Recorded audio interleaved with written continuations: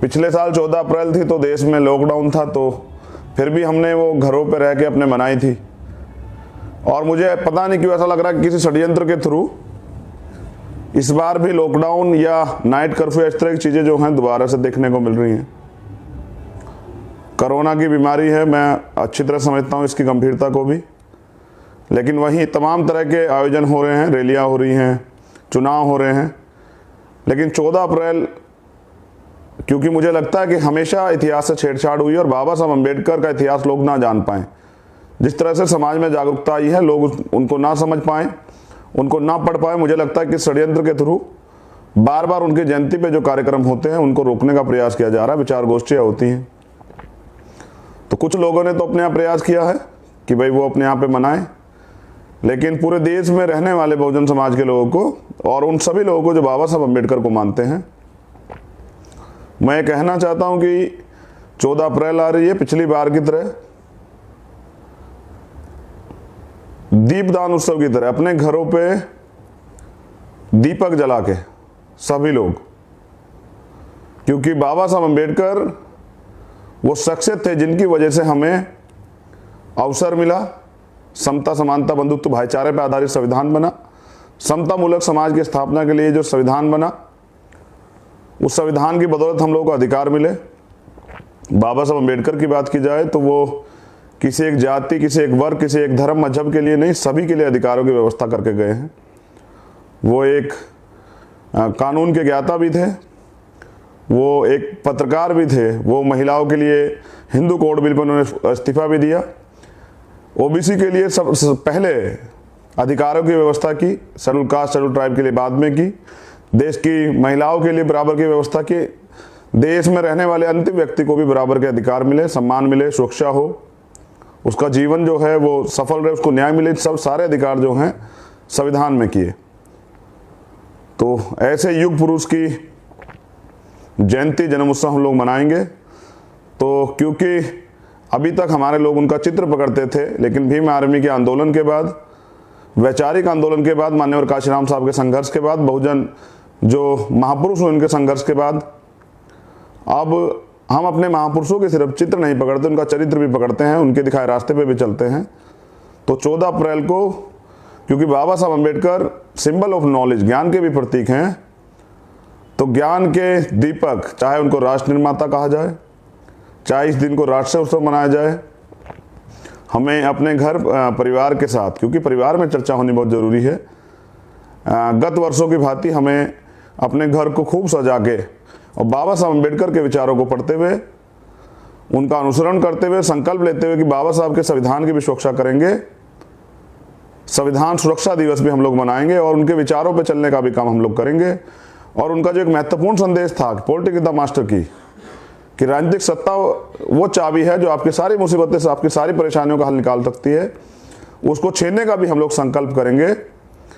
तो एक उत्सव के तौर पे और एक संकल्प के तौर पे 14 अप्रैल हम लोग बनाएंगे अपने घरों पे। दिन में हम लोग बाबा साहब के विचारों को पढ़ेंगे।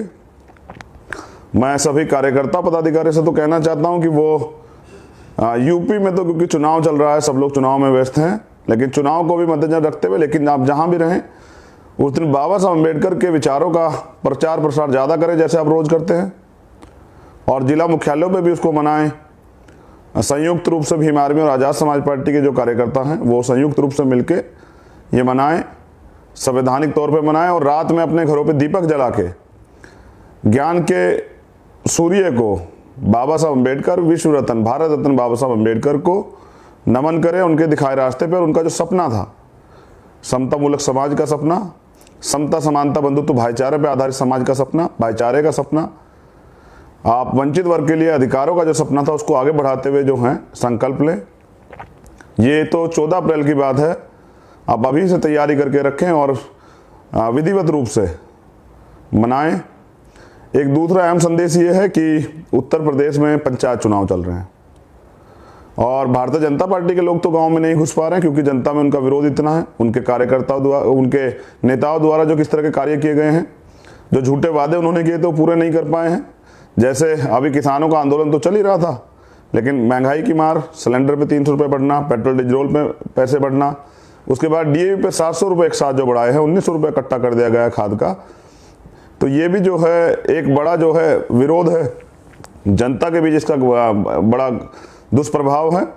तो भारतीय जनता पार्टी के लोग तो गांव में नहीं घुस पा रहे हैं, लेकिन भीम आर्मी और आज़ाद समाज पार्टी के कार्यकर्ताओं से मैं निवेदन करना चाहता हूं कि एक महत्वपूर्ण संदेश तो आपके लिए यह है कि वोट की सुरक्षा बेहद ज़रूरी है। तो वोट की सुरक्षा, जब आप जाएं गांव में तो लोगों को समझाएं, जनता को समझाएं कि वोट की सुरक्षा और वोट की वैल्यू, जैसे बाबा साहब अम्बेडकर कहते थे, 1 वोट 1 वैल्यू, चाहे वो राष्ट्रपति की हो या किसी मजदूर की हो।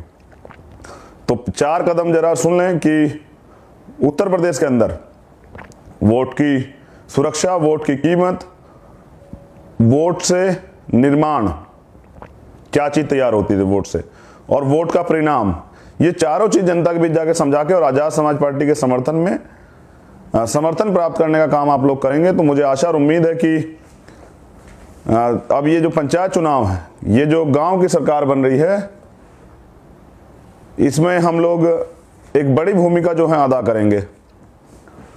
तो मेरा ये संदेश आपके लिए है कि पंचायत चुनाव में जो कार्यकर्ता पदाधिकारी हैं वो भीम आर्मी के हों, जिनकी वजह से तो सब कुछ है, या आज़ाद समाज पार्टी के नौजवान कार्यकर्ता, जिम्मेदार कार्यकर्ता हों, पदाधिकारी हों। पंचायत चुनाव में जो गांव की सरकार बनने जा रही है, उसमें गांव-गांव जाके ये 4 चीज़ें, वोट की सुरक्षा, वोट की वैल्यू, वोट से निर्माण और वोट से का परिणाम, कि अगर आप मिलजुल के जिम्मेदारी से आप वोट देते हैं तो उससे क्या निर्माण होगा, और वोट का अगर आप मिलजुल के वोट नहीं देते या गलत व्यक्ति को वोट देते तो उसका क्या परिणाम होगा। तो जिन लोगों की सरकारें अब तक बनी है, जिन लोगों को आपने वोट दी, क्या उनकी सरकारों में आपका जीवन बदल पाया? क्या आपका हक आपको मिला? क्या आपको सुविधाएं मिली जो मिलनी चाहिए थी लोकतंत्र के अनुसार? ये सारी चीज़ें आप जनता को समझाने का काम करेंगे। मैं खुद फील्ड में गया हूँ, मेरठ, मुजफ्फरनगर, बरेली, सहारनपुर, तो पूर्ण रूप से जनता का समर्थन आपको प्राप्त है। सीधा मुकाबला भारतीय जनता पार्टी के लोगों से है, क्योंकि वो सत्ता में बैठे हैं। अब जब ज़्यादा कुछ नहीं हो रहा है तो अब लॉकडाउन लगा रहे हैं, नाइट कर्फ्यू लगा रहे हैं, क्योंकि गांव में, देहात में जो लोग हैं, देहात में वो गांव में रहते हैं और गांव में वो अपने पूरे दिन के मेहनत मजदूरी करके जो घर में पहुंचते हैं, तो रात में लोगों की बात आराम से समझा सकते हैं। तो नाइट कर्फ्यू लगा के जो हैं सत्ता का दुरुपयोग कर रहे हैं और वोट को चोरी करने का, वोट को छीनने का, जनता को गुमराह करने का। क्योंकि जब जिस तरह के इनके पहले कारनामे हैं तो जनता, आम आदमी तो नहीं निकल पाएगा, विपक्ष के लोग तो नहीं निकल पाएंगे, लेकिन भारतीय जनता पार्टी के लोग गांव-गांव जाके दारू बांट के, पैसे बांट के, धन बल का दुरुपयोग करके इस चुनाव को जीतने का काम करेंगे, बताने का काम करेंगे जनता का समर्थन उनके साथ है। जबकि जनता का समर्थन वो खो चुके हैं। वो किसानों का समर्थन खो चुके हैं, वो मजदूरों का समर्थन खो चुके हैं, वो रोजगार ना देके नौजवानों का समर्थन खो चुके हैं, वो महिला सुरक्षा के मामले में फेल हुए हैं। यहाँ उत्तर प्रदेश तो क्राइम कैपिटल बन चुका है, महिला सुरक्षित नहीं है, तो वो महिलाओं का भी जो है सहयोग जो है खो चुके हैं। तो इन बड़े वर्गों का जो है, जिस तरह के कानून उन्होंने बनाए, वो मुस्लिम साथियों का भी सहयोग खो चुके हैं। तो वंचित वर्ग के हर तबके का, यानी कि वंचित वर्गों को तो छोड़िए, वो उन लोगों का भी जो उनके पैक्ट वोटर होते थे, व्यापारी, उनका भी समर्थन खो चुके हैं। तो जनता विकल्प चाह रही थी। आज़ाद समाज पार्टी उत्तर प्रदेश में एक मजबूत विकल्प है। मैं अपने कार्यकर्ताओं से कहना चाहता हूं कि हमारी लड़ाई किसी से नहीं, हमारी लड़ाई, जैसा मैंने पहले कहा, कि हम खुद से है। अगर आप ईमानदारी से जाकर क्षेत्र में काम करते हैं, जैसे आपने पहले 5 साल में किया, और ये समझते हैं, आप ये सोचते हैं कि भाई हमें आज़ाद समाज पार्टी को ताकत देनी है, हमें चंद्रशेखर आज़ाद को ताकत देनी है, हमें भीम आर्मी को ताकत देनी है, तो मैं विश्वास के साथ कहता हूं कि आपका रिजल्ट जो है वो सबसे अच्छा रहेगा। अगर आप व्यक्तिवाद में या आपस के मनमुटाव में रहे तो परिणाम बुरा हो सकता है। लेकिन मुझे जैसे आशा उम्मीद, आपने पहले आप खरे उतरे, मुझे आशा उम्मीद है कि आप लोग एक बेहतर रिजल्ट देंगे। और मैं दोबारा से निवेदन कर रहा हूं कि ये चुनाव जो है ये शक्ति के निर्माण के लिए हो रहा है, जिससे कि परिवर्तन होगा। तो मैं आपसे कहना चाहता हूं कि आप सारी चीज़ें अपने आपसी मनमुटाव निपटा के, जो वैसे तो नहीं दिखाई देते, लेकिन अगर कहीं कुछ हो भी तो उसको निपटा के और पंचायत चुनाव में जाने का काम करें, और अपनी जिम्मेदारी समझते हुए अपने अपने क्षेत्रों में, गांव देहात में जनता के बीच जाके ये चीज़ें समझा के, और आज़ाद समाज पार्टी के समर्थित जो प्रत्याशी हैं, अधिकृत जो प्रत्याशी हैं, उनके समर्थन में जनता से वोट देने की मांग करें। मुझे पूर्ण विश्वास है कि उत्तर प्रदेश के अंदर आज़ाद समाज पार्टी महत्वपूर्ण भूमिका अदा करेगी पंचायत चुनाव में, जो गाँव की सरकार है। क्योंकि असली उत्पीड़न तो गांव से शुरू होता है, असली भेदभाव तो गांव शुरू होता है, असली जो अधिकारों का हनन होता है वो गांव से शुरू होता है। तो जो गांव की सरकार है इसे बनाने का काम करें। फिर 2022 जो है वो मुख्य चुनाव रहेगा, लेकिन उससे पहले ये अहम चुनाव है, अपनी जिम्मेदारी समझे और गांव-गांव जाके, क्योंकि जिस तरह का हालात भारतीय जनता पार्टी की सरकारें बना रही हैं, तो हो सकता है सोशल मीडिया ही सहारा बचे कि हम अपनी बात कहनी पड़े। उनके पास तो टीवी है, उनके पास तो तमाम तरह की सुविधाएं हैं, हमारे पास तो यही एक माध्यम है अपनी बात पहुंचाने का। तो इसलिए मैं आपसे निवेदन करता हूं कि अपनी जिम्मेदारी को समझे। लोकतंत्र में आपकी जिम्मेदारी क्या है। अगर गलत व्यक्ति का चुनाव हुआ और गलत व्यक्ति आगे बढ़ गया तो परिणाम भयानक होंगे। जैसे ये जो पूंजीपतियों के एजेंट हैं, इनकी सरकारें बना के आप लोगों ने देख लिया है। अगर आप चाहते हैं गरीब हर वंचित इंसान की आवाज आप तक पहुंचे तो हमारे चैनल को सब्सक्राइब करें और बेल आइकन का बटन दबाना ना भूलें। देखते रहिए बहुजन हलचल न्यूज।